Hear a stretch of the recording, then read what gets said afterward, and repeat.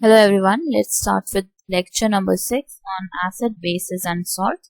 So today we are going to discuss about dilute and concentrated acid.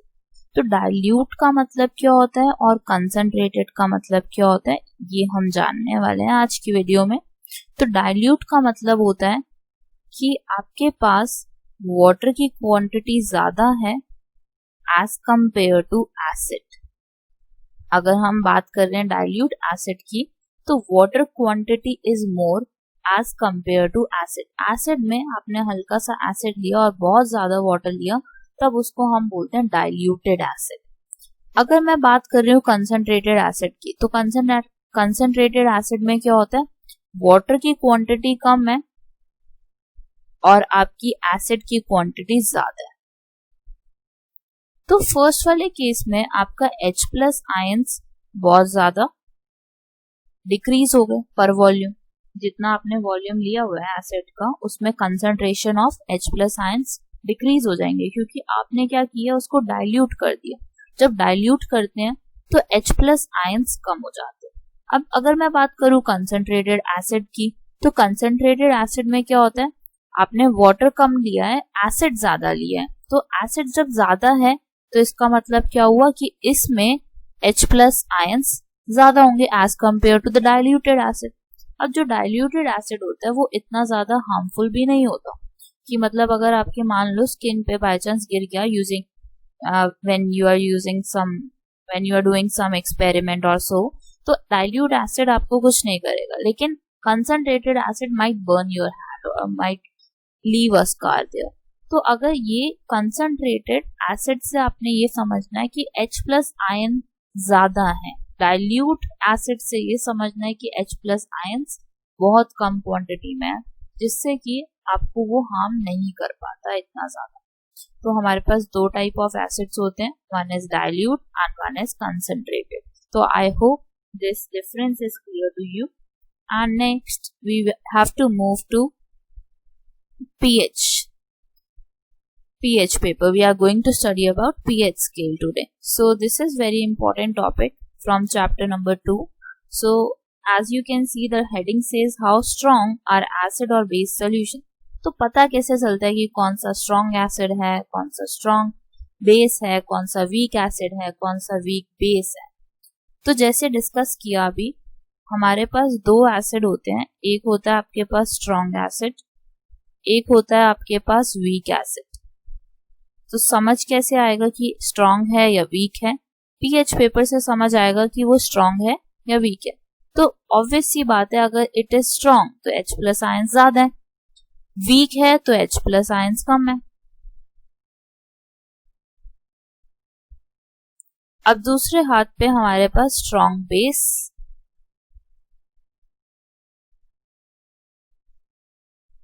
और हमारे पास है weak base.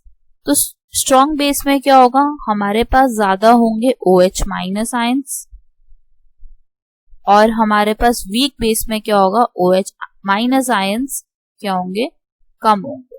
तो ये डिफरेंस अगर आपको याद है तो आपको कुछ भी दिक्कत नहीं होगी कभी भी समझने की कि स्ट्रॉन्ग एसिड क्या होता है, स्ट्रॉन्ग बेस क्या होता है, वीक एसिड क्या है, वीक बेस क्या है। बस थोड़ा सा कॉन्सेप्ट याद रखो कि आपके जो एसिड होते हैं अगर स्ट्रॉन्ग है तो उसके पास ज्यादा H प्लस आयंस है और अगर आपके पास स्ट्रॉन्ग बेस है तो उसके पास OH माइनस आयंस ज्यादा है। अगर वीक एसिड है तो H प्लस आयंस कम होंगे, अगर वीक बेस है तो OH माइनस आयंस कम होंगे। तो अब हम देखते हैं, इन्होंने एक रिप्रेजेंटेशन बनाई हुई है ऑफ अ स्केल। अब सबसे पहले तो समझो कि pH होता क्या है। तो pH होता है पावर ऑफ हाइड्रोजन। हम चेक करते हैं उससे कि हाइड्रोजन की पावर कैसी है यहाँ पे।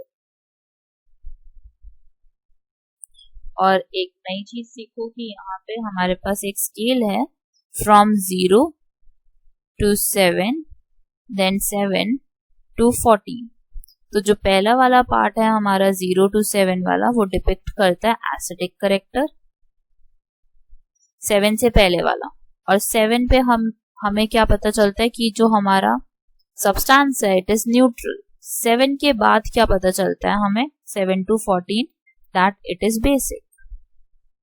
तो अब आता है डिफरेंस। अब मान लो मैंने आपको एक क्वेश्चन दिया और बोला कि आपने चेक करना है कि 0 और 6 which one is more strong acid. तो हम बोलेंगे कि 0 जो है वो ज्यादा strong acid as compare to 6 वाला, क्योंकि अगर pH 6 आया हमारा तो हमारे जो H प्लस आयंस हैं वो क्या हो गए हैं, कम हो गए।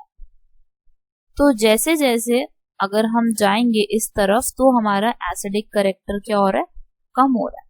अगर अब यहां से न्यूट्रल वाली साइड से 0 की तरफ आओगे तो एसिडिक नेचर इंक्रीज हो रहा है। जैसे मैंने आपको बोला बहुत सिंपल है, 0 पे देखो कितना ज्यादा H प्लस आयन कंसंट्रेशन है, 1 पे देखो कम हो गया, 2 पे देखो और कम हो गया, 3 पे देखो और कम हो गया।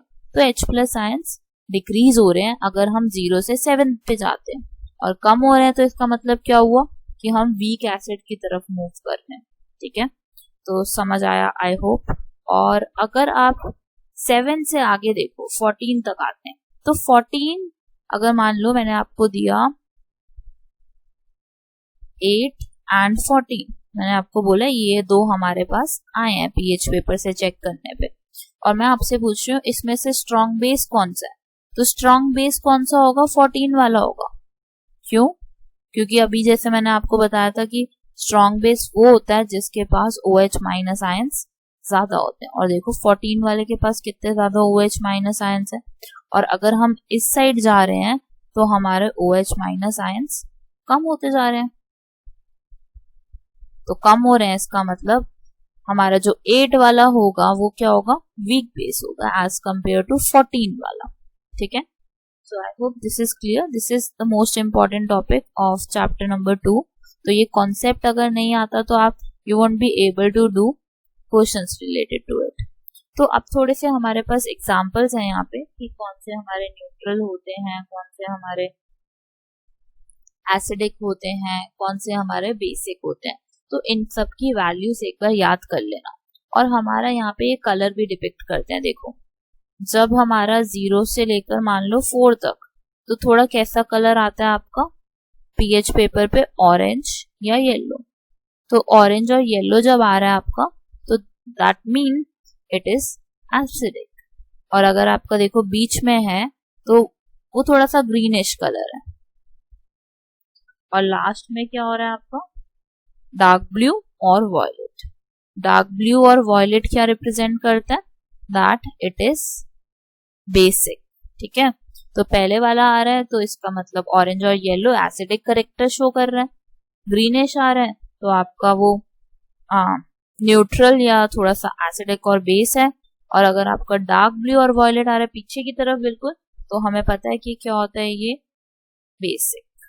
ठीक है, तो अब थोड़े से एग्जांपल्स देख लो, अच्छे से याद कर लेना इनका pH value. Gastric juice, gastric juice का करेक्टर देखो कैसा है, 1.2 आया है, इसका मतलब ये काफी ज्यादा एसिडिक है। लेमन जूस, लेमन जूस एक हमारे लिए स्ट्रॉन्ग एसिड की तरह बिहेव कर सकता है, लेकिन इतना ज्यादा स्ट्रॉन्ग नहीं है कि इसकी वैल्यू 0, मिडल वे में है, मतलब 6 और 0 के बीच में लाया करता है। That's why we are able to take in. Next आता है आपका प्योर वाटर और ब्लड। तो जो प्योर वाटर है और जो ब्लड है दे आर न्यूट्रल। न्यूट्रल मतलब ना एसिडिक ना basic. Milk of magnesia, milk of magnesia होता है एक बेस। इस बेस से हम अपना जो एंटासिड होती है हमारे बॉडी के लिए, एंटासिड यूज करते हैं फॉर स्टमक एक, तो वो बनती है। So this is basic, but ज्यादा स्ट्रॉन्ग बेस नहीं है, कम strong base. Then we have sodium hydroxide solution, so it is about 14। उसका पीएच लेवल देखो कितना हाई है, इसका मतलब it is very strong base. OH minus ions बहुत ज्यादा है इसके पास सोडियम हाइड्रोक्साइड के पास। So this is done. I will start with next topic in the next lecture, and it will be related to importance of pH in our daily life. Thank you for watching this.